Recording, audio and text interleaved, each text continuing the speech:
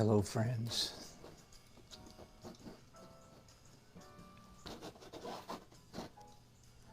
Thank you for joining me again today. Sorry I've been a little bit absent lately. Had a lot of crazy business need to take care of. Good to be back. Thank you for joining me. As you maybe saw by the title there. So I am, right at the moment, I'm trying to get this oil stick. You might be able to tell here, by the way, this canvas is way too loose. I stretched it myself.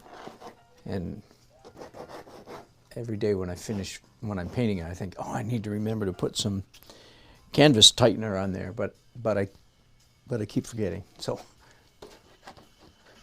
also I haven't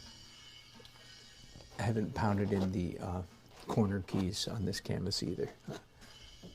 I need to do a video on that sometime, don't I? I find many people don't know what those corner keys are for and what is the right way to use them. Well, let's get legal. It's a daily art adventure, number 792. Third glaze, third glaze, and second final edit. I'll get it out right. I'll get it yet.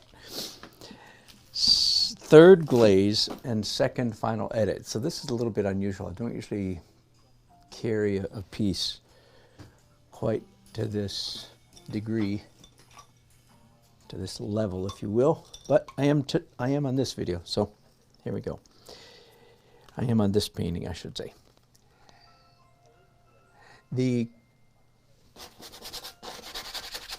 painting is really about as dark as I want it to get.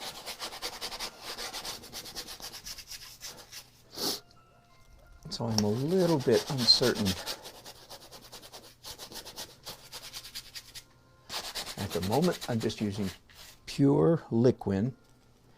And you've maybe heard me say before, when it gets down to third glazes, you need to seriously think about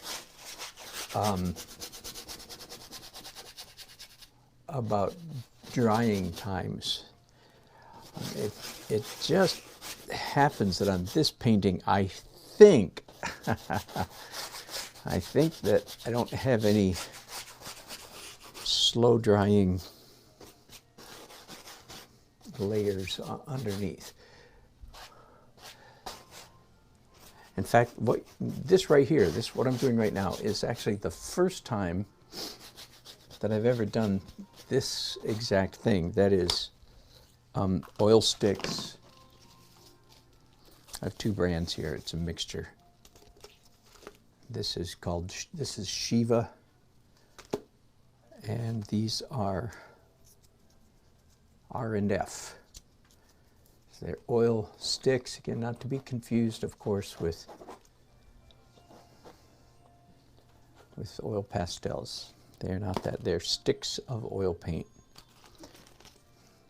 We have dialogued with, that is, Uncle 60 and I, and some of our community have dialogued with the Winsor Newton people to ask them about whether they thought we could use oil sticks in this manner. And frankly, it was a little bit, it was a little hard to get them unconfused, which is a surprise to me, because I would have thought, surely I'm not the only person who's ever done this. Done what? Done on this combining oil sticks with a medium, just sort of using it as a paint. So I am using the sticks sort of as a tonal device, that is or color device, just to put color, but not quite completely, because if I don't rub, as long as I don't rub them too long, they still leave little hints, vapor trail like, very faint lines of color. Do you see? And I think that I like that.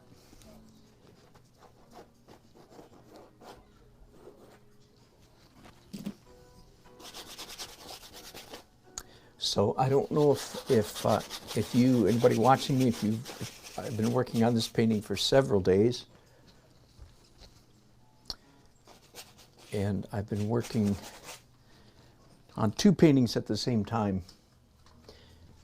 Just a second here, I'll show you the other one is finished, I believe. I'm waiting for approval from my client, but here's the dog in the woods. That's not the name of this painting, I promise. It's farther away than you need to be, isn't it? Anyway, at the last minute, I came in here and repainted the dog smaller. I took this painting downstairs and looked at it in a different room, in a different space, and went, oh my goodness, that dog's too big. And then get rid of some of this glare for you. Oh, that's terrible. Now, how about that? Yeah, that's okay, that's better. I also came in not on any broadcast, and I lightened somewhat throughout the whole painting. All right, so that's one of the paintings that I've been working on here at the same time that I've been working on this scene, which you may recall is an ice cream plant or a milk processing plant in a small town in North Carolina called New Bern on the coast of North Carolina. This is the Mayola, M-A-O-L-A, Mayola. I think they have closed. All right, so I'm happy enough, I think, with those glazes. Now let's get on with the business of more final edit. So final edit for me means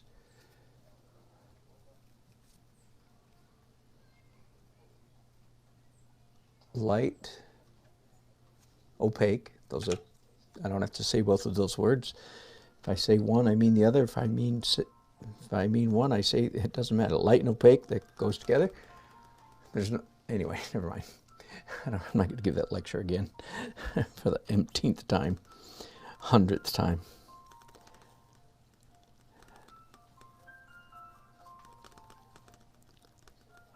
And the painting, here again, there's the reference. And in its current state, it's not bad. It's a little bit dark. And of course, I just made it darker by glazing again, but not very much, just a tiny bit. So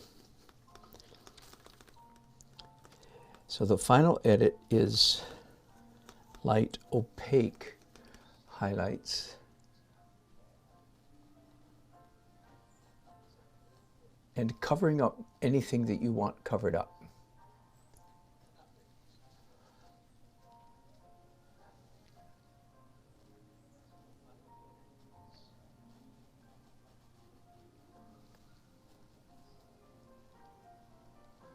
The secret in the final edit layer is painting with a light hand, not covering up too much.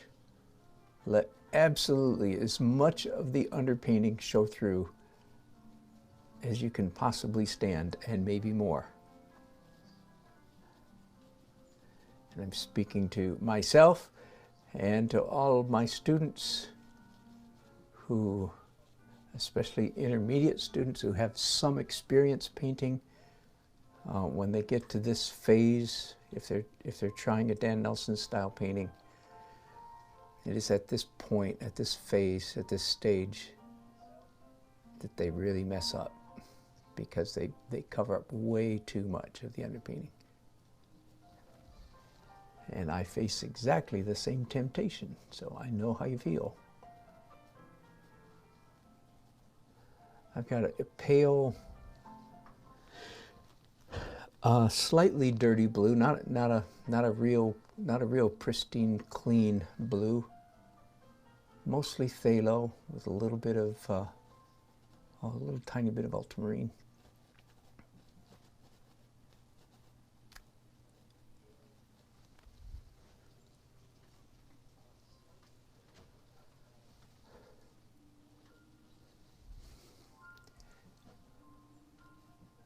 I'm adding, at the moment, quite a bit of energy up here in this upper right corner of my painting.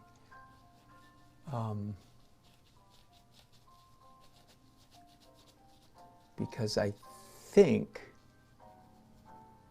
that this area of the painting needs more energy. Okay, you've heard me perhaps talk before. Energy is one of my most helpful concepts and most repeated words when I'm in my head and when I'm talking to you guys and when I'm not talking to you guys. I'm thinking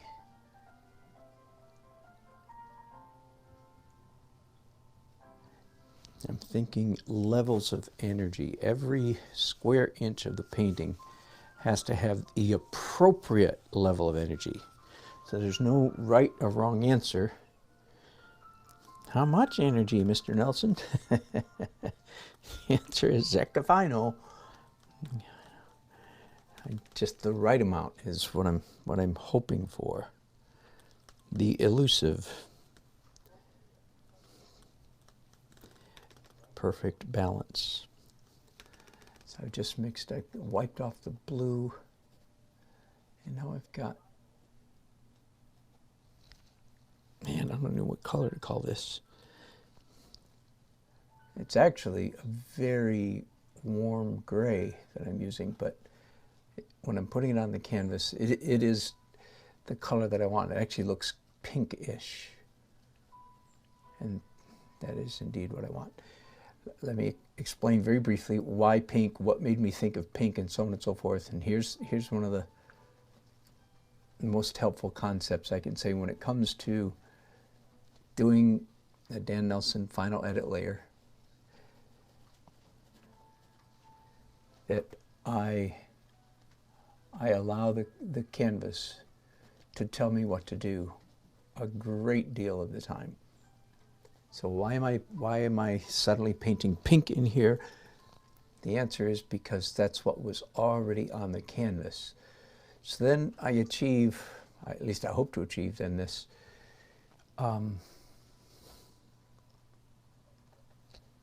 again, elusive magic where I've got color underneath and color on top. Now everything that I'm doing right now, of course, this might help. Everything I'm doing right is translucent, very translucent, see-throughable, but not transparent, right? You know the words, don't you?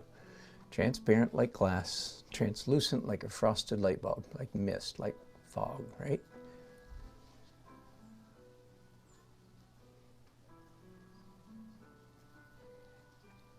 And real quickly, since you just saw me do it, where did most of that red come from? And I'm going to ask myself and then ask you, does it look good? The answer is, heck yeah, it looks good. It looks, I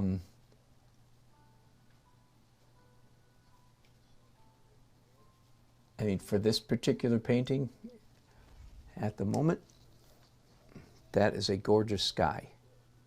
It's getting gorgeouser. Okay? And where did that pink come from? Well, you just saw me do it if you were here at the beginning of this broadcast. You just saw me do it a few minutes ago when I rubbed a red and orange oil sticks on the painting, and then picked up a couple brushes and rubbed over those marks with liquid, right? So that's where now there was already some red in the sky before I did that. I've just pushed it a fair amount. But I mean, everything that I'm doing right now, I think I could put under this description that I use often, that I'm not smart enough to paint good, but I'm smart enough to spot some good painting when I see it.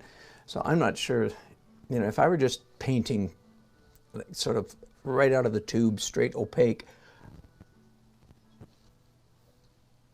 I wouldn't come up with something like this. Frankly, some people can, but I can't. I'm just way too timid. It just would never happen.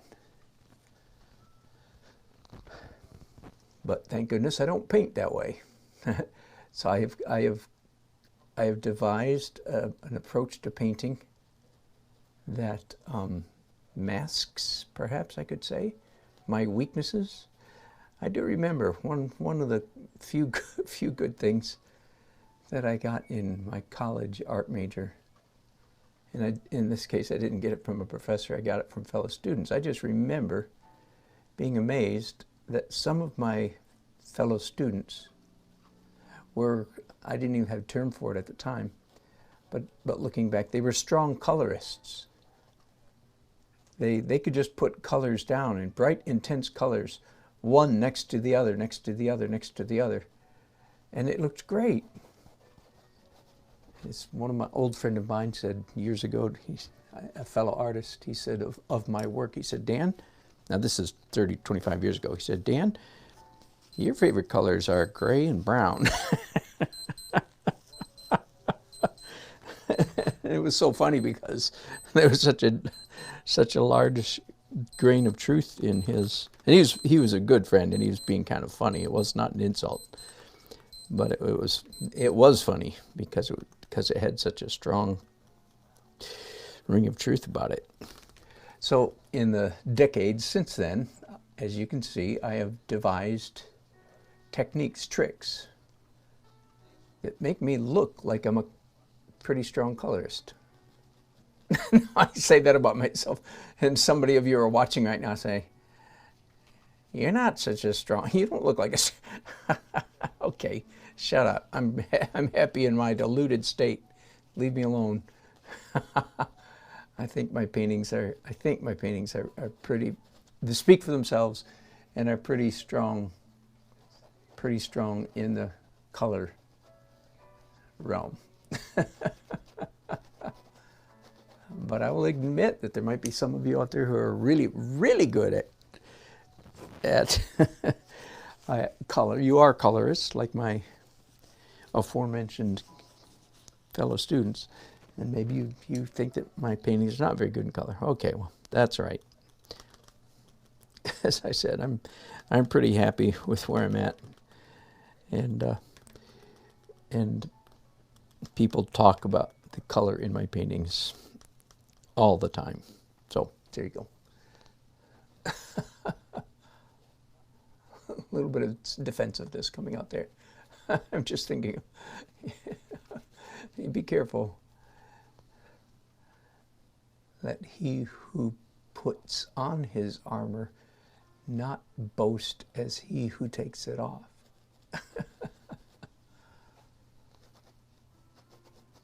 Ancient wisdom saying there.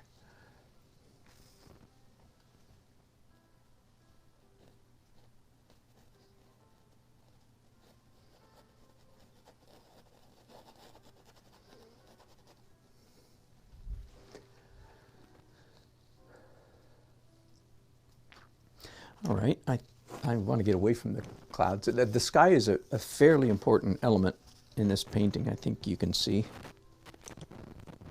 So I'm certainly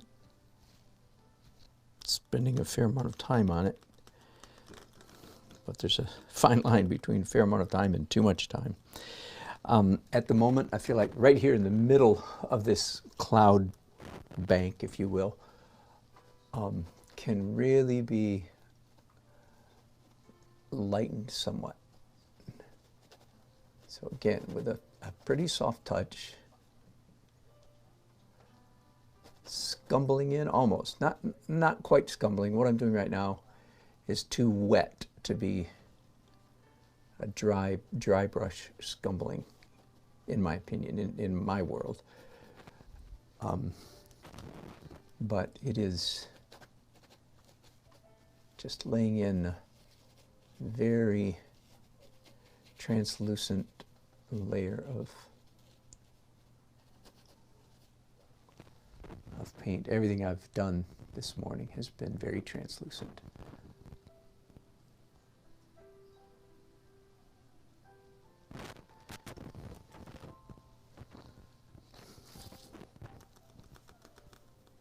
I'm getting a very strange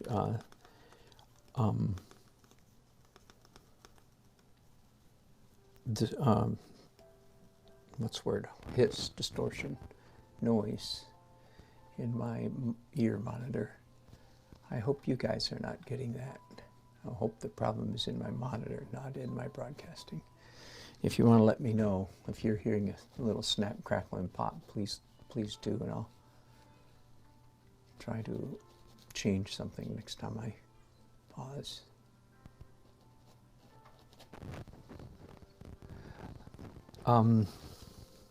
Yeah, a little static. Do you hear that? I hope you don't. I honestly hope you don't.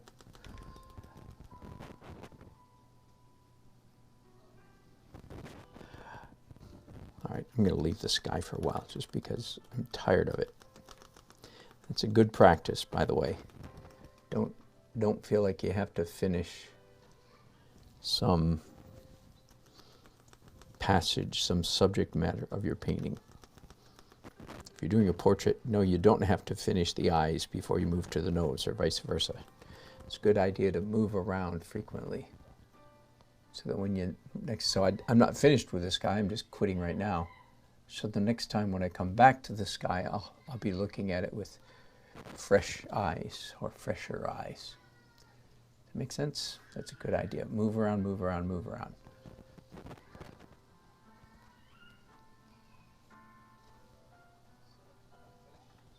I'm doing a pale green on these distant trees.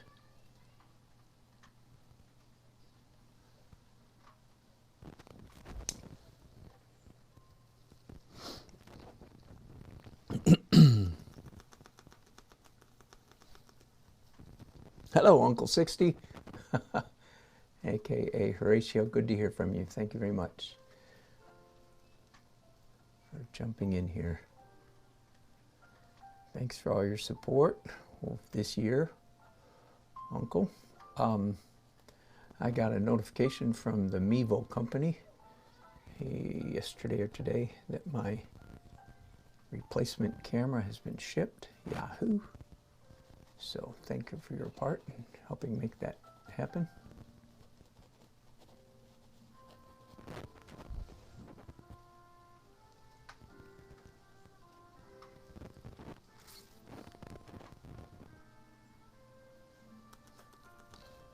Uncle, are you hearing static, or is it just me? I certainly hope it's just me, but it may not be.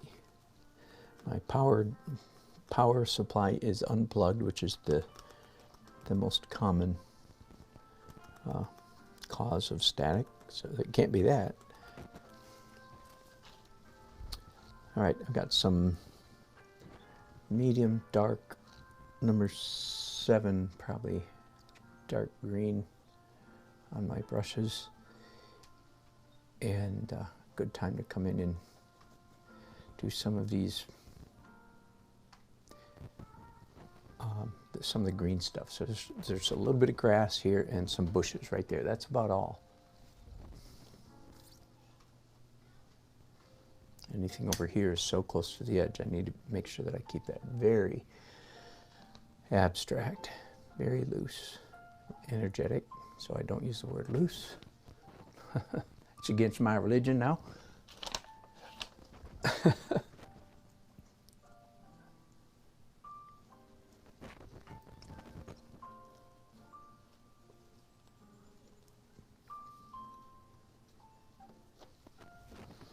Well, that was funny. I went to scratch with the handle of this brush, and then discovered as I scratched it had red paint on it. I have no idea where that came from. But you know what? I kind of like it. Talk about a great... That's a real accident. I mean, real accident there.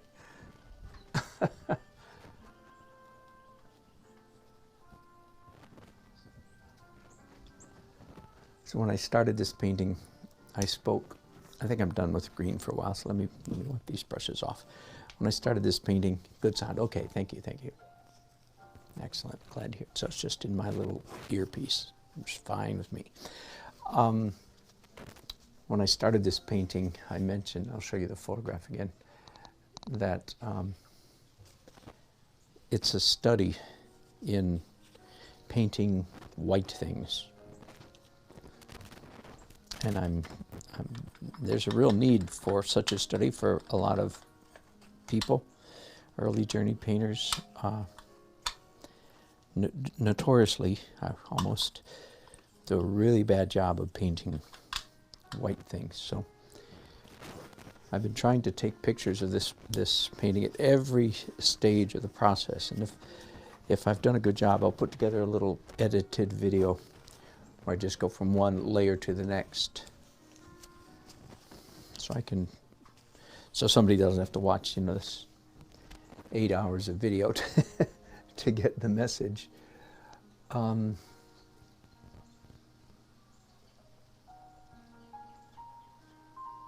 It's a clinic, a lesson on how to paint white stuff. And in a word, the answer is by not painting it white. So again, I'm sorry, I've left you on the picture so long. So there's the picture. Compare that to the painting. I haven't done any painting while you were down there, but I was thinking about it.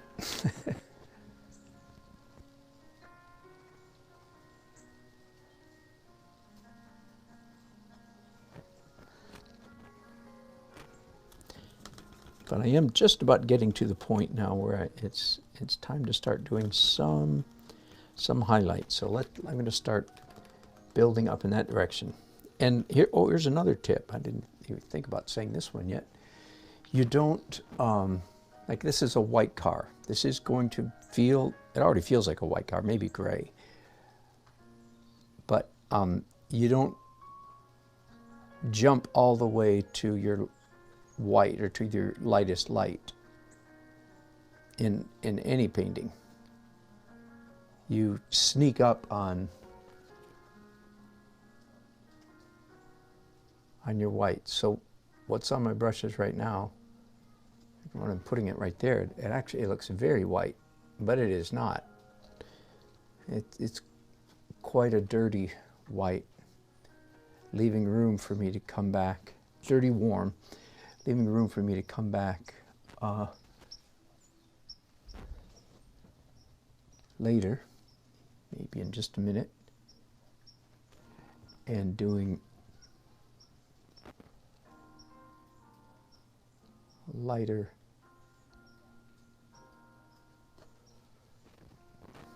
white, if you will, on top of what I'm putting on right now. So that you sneak up on your whites, layer by layer. Start out dark white, so to speak, crazy term, and then get lighter, just degree by degree, layer by layer. And of course, the subsequent layers, of course, don't cover up the earlier layers. That would be a complete waste of time. So I'm assuming you understand. It goes without saying that you let some of the underlayers, the dirtier white, show through. Each subsequent layer, when you're in the opaque realm, the opaque phases, the opaque stages of the painting process, each layer covers fewer acres, if I may use that silly term, than the layer before it. So this is my, you could say second, I called it in the title, second final edit layer, which means I'm not going to cover up. It should be considerably faster because I don't have to cover as much of the canvas as I did on the first.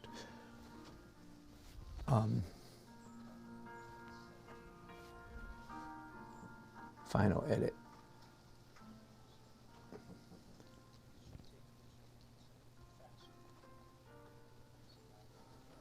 See, that looks like a white car, even though at the moment there's honestly really nothing even, I'll speak a little exaggerated, there's nothing even remotely approaching the color white in the painting so far. And yet it feels like a white car, doesn't it? I think it does. I'm not done. Well, I'll leave that there for a while. Let me hope that I remember to back you up when I, but let's stick with the car for a little while. So I'm now mixing up a pale blue, and I'm looking at the photograph, and asking myself, is this mostly a cool blue or mostly a warm blue? And it's mostly a cool blue, so it's more of a ultraviolet. You know what? I don't usually do this. I'm going to get my paints out of the way so that I can hold my brush like this. Now, once again, a word of explanation and warning for anyone trying this technique. So I just said I'm going to paint the shadow side of this car, right? With pale blue. All right, but please, please, if you want to understand a little bit how I paint, please notice how ridiculously little I am painting.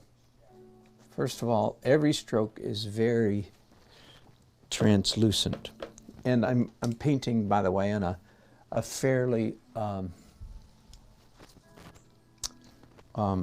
rough cotton duck, gessoed cotton duck canvas. So the canvas has a lot of tooth, and that definitely is having an impact.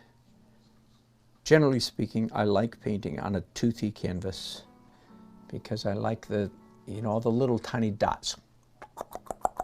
Tiny, the dots of the canvas actually works for me. Now, see, once again, that's the kind of thing that drives a person in an early journey painter. It drives him crazy because all those little bumps get in the way of realism, right?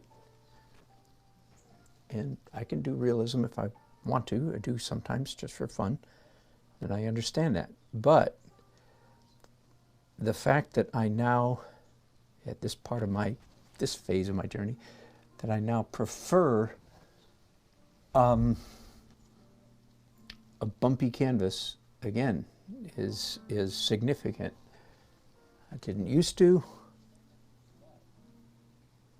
like all the rest of you realists.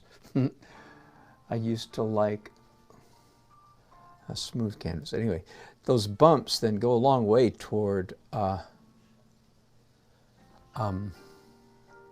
making these strokes that I'm putting down right now, making them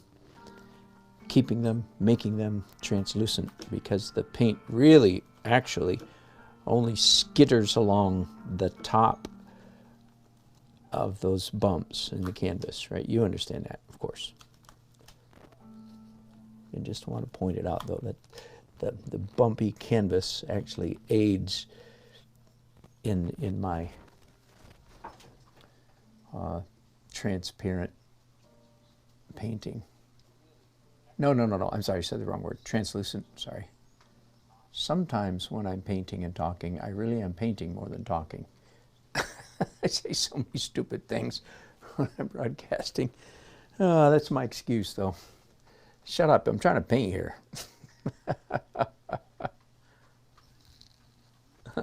Hello, Travis. Yeah, broken brush, red color. That's good. Oh, Uncle asked about a yellow thing, which I'm going to include. I haven't done that yet. There's looks like a gas tank of some kind. It would go right here, and I've lost it up there in the sky, but I'm going to bring it down a little bit and add it right there. Yeah, looks like a propane tank. But it's yellow. I don't know what that means. Usually tanks are color coded. So maybe it's a tank of last week's milk.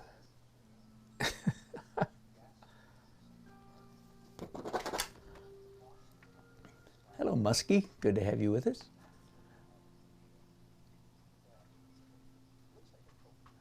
Are we getting too realistic? Maybe. Hang on.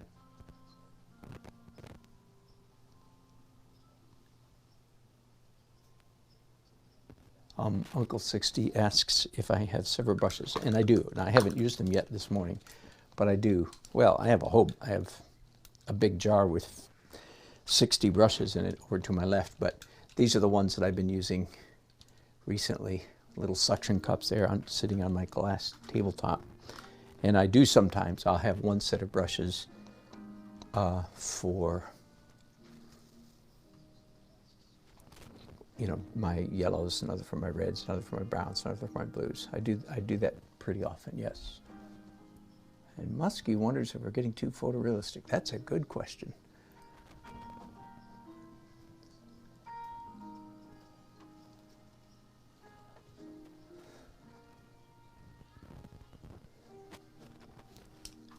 Of course, I hope not. I don't think so. Okay, I'm sorry. Let me move now.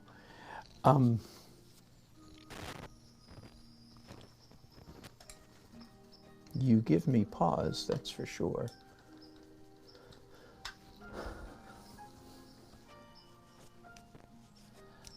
In person, as I look at it here, my sense is that the abstract issues, abstract elements of the painting are paramount, are over, what's the word, more impressive. I mean that in a literal sense. They impress you more quickly, take precedence over the picture, but I may not be right.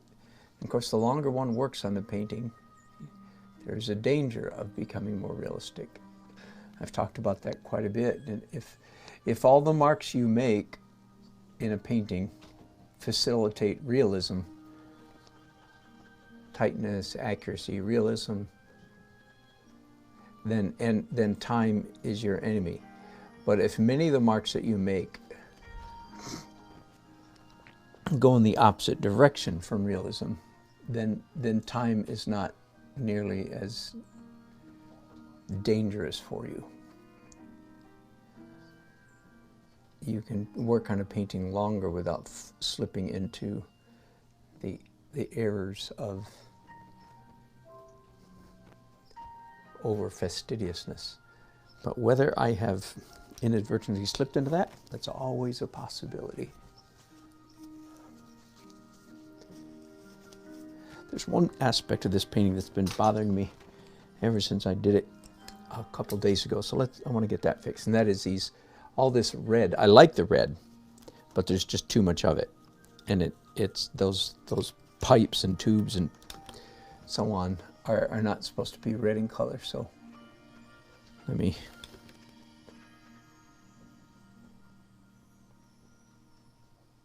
do some more quick palette knife stuff and push some of that red backward where it really belongs.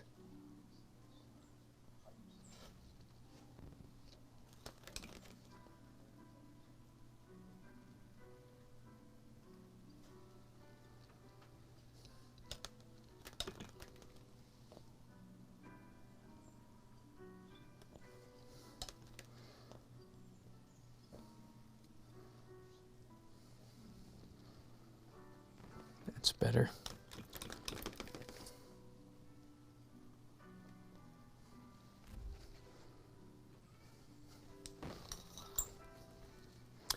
I'm going to paint the other painting, the Dog in the Woods painting that I was working on at the same time. When I took it downstairs to my downstairs studio, I was a little dismayed to discover that it was too dark. That was partly because the light on this easel evidently is just a little too bright. I don't know if you've ever made that mistake before, but if you paint with too bright of a light bulb on your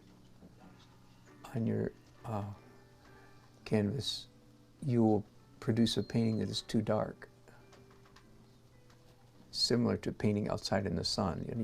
You virtually cannot paint in sunlight because your sense of values is just completely wacky.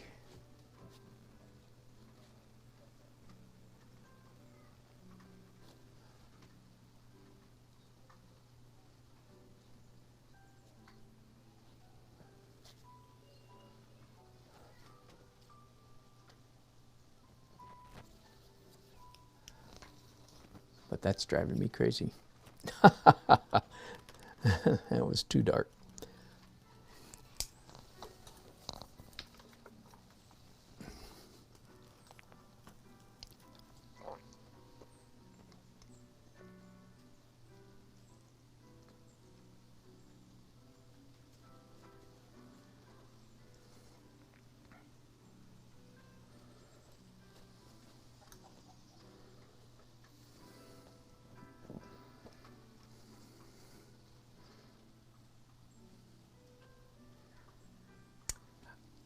I also, in between broadcasts here, I did a little bit of work on this painting day before yesterday, or 2 days ago, whatever it was, Saturday maybe. And one of the things that I've done several times is pick up a T-square and lay it on the top of this canvas to make sure that my verticals, all these vertical lines, actually are vertical. And I'm very glad that I did it, because I found several that were noticeably off. Now you may ask, well, I do that by eye, someone might say to me, and I would say, well, I do too. What do you think? Most of the time. But every once in a while it's good to check and say, because your eye can get fooled. Especially that if you work on a painting for a long time, you just get used to seeing. That's how most of my mistakes happen, is I just grow blind to them because I've been staring at the canvas for so many hours. I no longer see what fresh eyes would see. And again, that's part of the reason why a painter's group can be so helpful to you. You take your painting to a group of your peers and ask them to critique it. Sure, a lot of times you get a bunch of stuff that's not right, and it's like, that ain't right. You just smile and nod and say, uh-huh. But then so often somebody will say something about your painting like, well, what about this? And you go, oh my goodness, you're right, I hadn't even noticed. And what a great advantage, what a great benefit to have in your painting world. So I hope wherever you live, you're able to pull together a group of friendly. I will say that I've talked to some people in other towns, some artists who have talked about their bad experiences with a painters group, which just dumbfounded me, frankly. So evidently our little group here, maybe, I don't know, is more exceptional than I thought. Again, you hear me say often, we've got a group of folks been meeting together for over 12 years. And evidently the biggest danger, what can torpedo a painter's group like that more quickly than anything else, is if you get somebody in there who's a prima donna, who thinks they're the man or the woman with all the answers. And that can really hijack the whole business.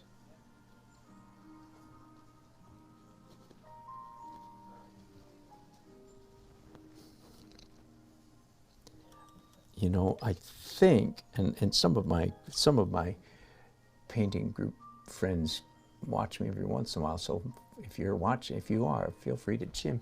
I think, I'm speaking, what's the word? Dangerously. I think I'm sort of generally regarded as the leader of the group. Now, I am the person who sees to it that a reminder email gets out every month, so I do that. And generally speaking, if I don't show up, I make sure that somebody else, is ready to lead. And I think probably, I don't know. I was going to say, am I regarded as the, you know, sort of top dog artist in the group? Well, there. That answers the question. You hear my hesitation.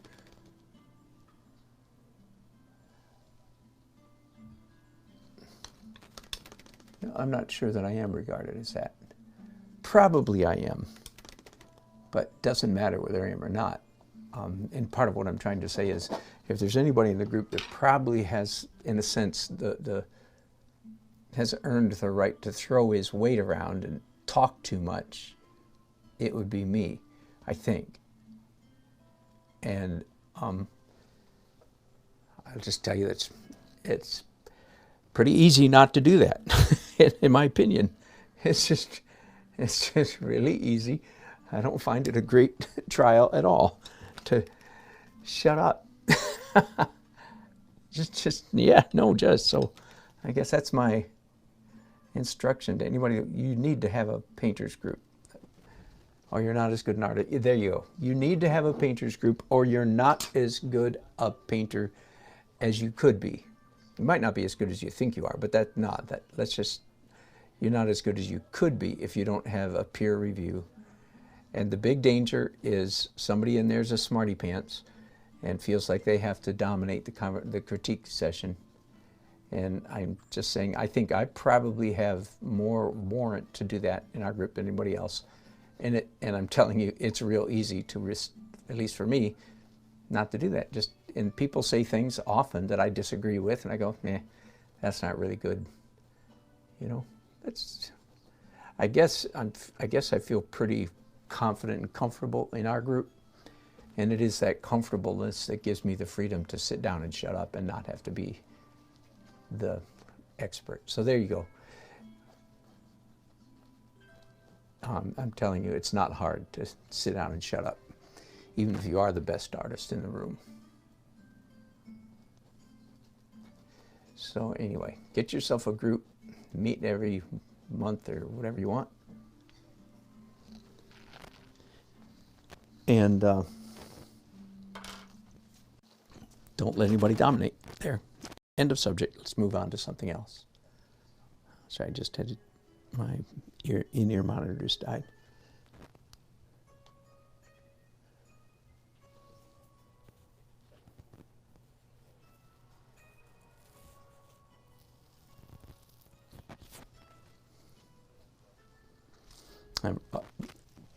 Uncle 60 is asking a good question.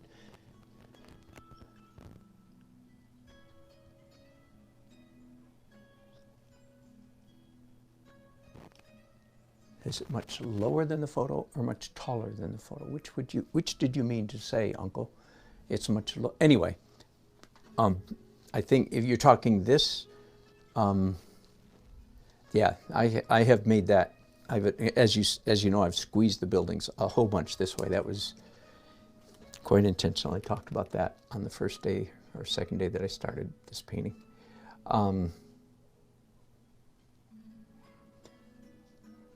But I'm quite happy, I think, with how this looks.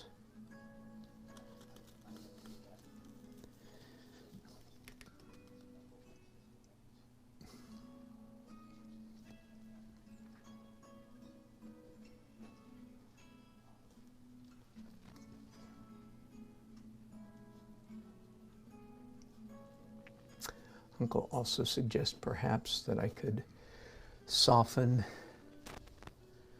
Certainly, I might do that. I do think I'm going to paint. I've got another job. I hope to broadcast later today on a little watercolor that I'm doing. I get to sit down, and for me, for some reason, watercolor is usually a sit-down proposition, which is always kind of nice. Just feels different to me. And it's easier on my feet.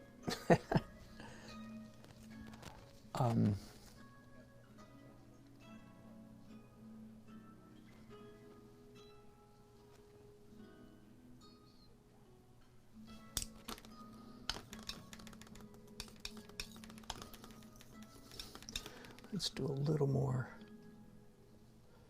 palette knife.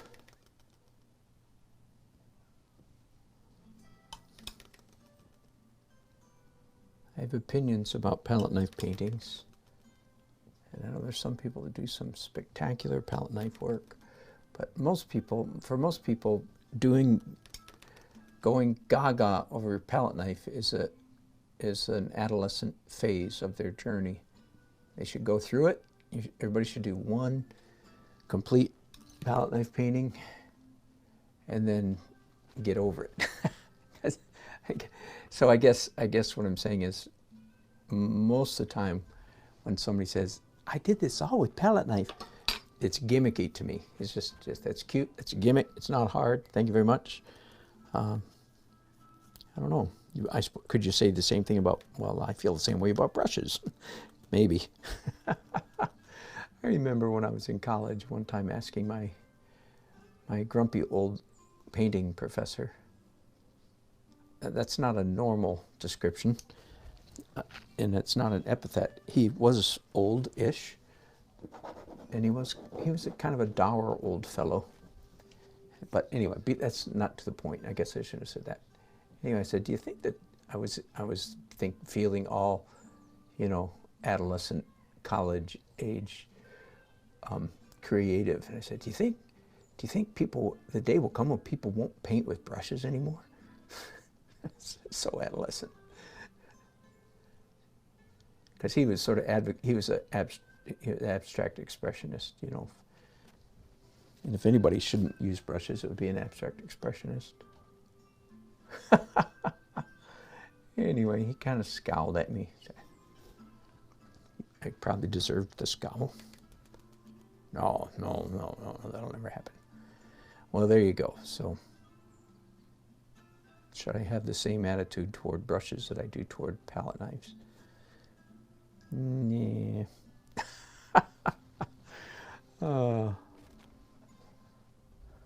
We go deep around here. Yes, we do. We go deep.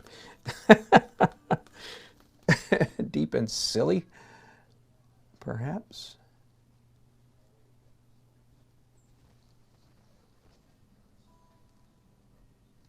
All right. I say I'm going to quit. And then I say, wait. I need to do some light stuff on this grass over here. Oh, and let's finish this broadcast by doing white on the car.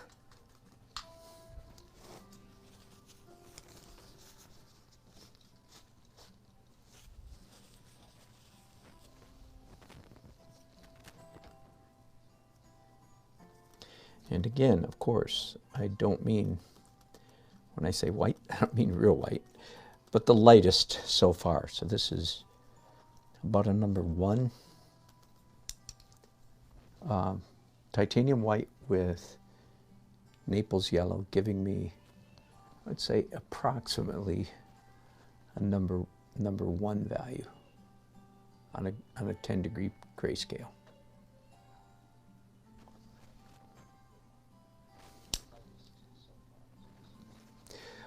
Somebody left a comment, and I'm sorry I didn't answer it directly. If I see it again, they said, why did you show us when you drew the car, or something like that? That would have been so instructive, because you say you try to do the cars accurately. You should have shown us drawing your car. And I think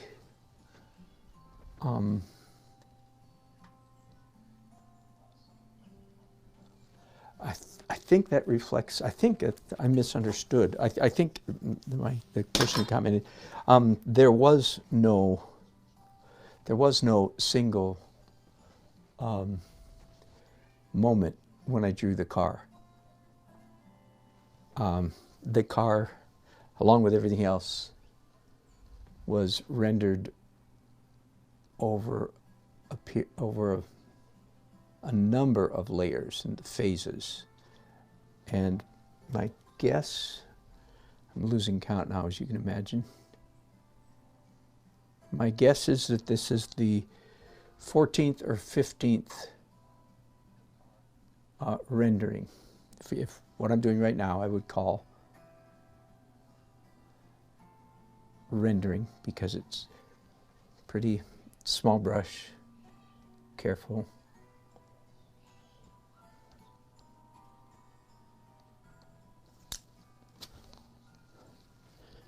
Did you catch that little action with the thumb right there? You could do that with a fan brush or with a chip brush. I just chose to do it right then with the thumb.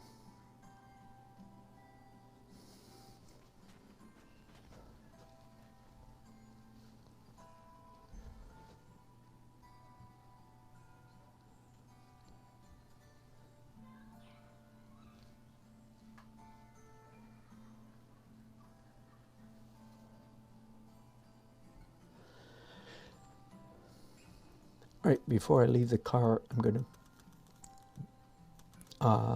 pull up the red lights a little bit. Now, I'm not going to try to, this is, you know, a high noon kind of painting. It's bright, bright daylight. So I'm not trying to indicate that the brake lights are shining or yeah, that the red lights are illuminated. And that's just, I'm trying to indicate, and that's what I'm seeing in the photograph. I'm just trying to indicate that they are reflecting sunlight.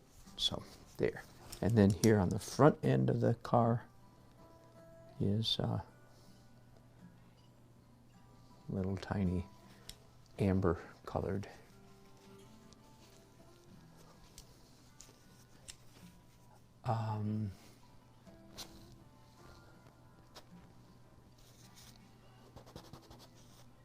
One of the things I like about like smearing paint like that, either with the handle or whatever, is it's real easy to undo, right? Like this mark goes all the way up there and just fades out perfectly. These, I did two of the similar here, but then I felt like it was a little too much. So just with, you know, a clean finger or the same finger, I just smudged it out. So it's a real, this smudging, and same thing when you're scratching with a brush handle. It's a real easy thing to tone down if you feel like you've done too much of it.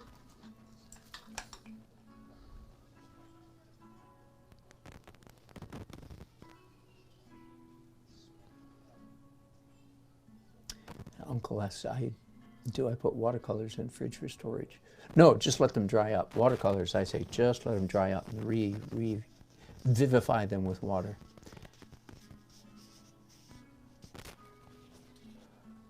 Yeah, I don't know what this is. It might be a building. I'm looking at the photograph here. As you say, it might be a building in the background. Probably. But I mean, all of this is just such a hodgepodge. It's, you know, I don't, do you even call these things buildings? That's not a building. That's some kind of big, like steel, corrugated steel, something gray box. Anyway, I'm going to sleep on this painting. I might sign it here. Sorry, I was pointing to these, and this is just a gray box. I think mostly this painting just needs me to look at it for a while. I might be all finished. I'll do what I did with the Buddy's Veil, the doggy path, doggy trail painting. I'll take it downstairs and look at it in another part of the house. Hang on, I just remembered something I do need to fix.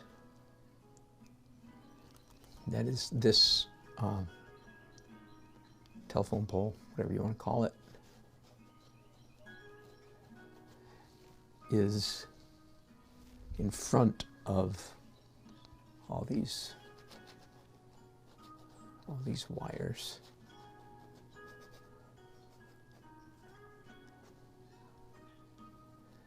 And since I've got some orange red on that pole, I'll put some on this one too, just for consistency. Oh, and even this one over here has some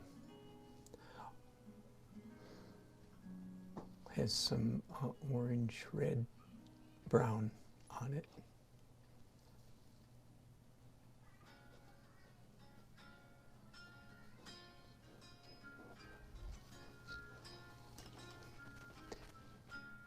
So thank you guys.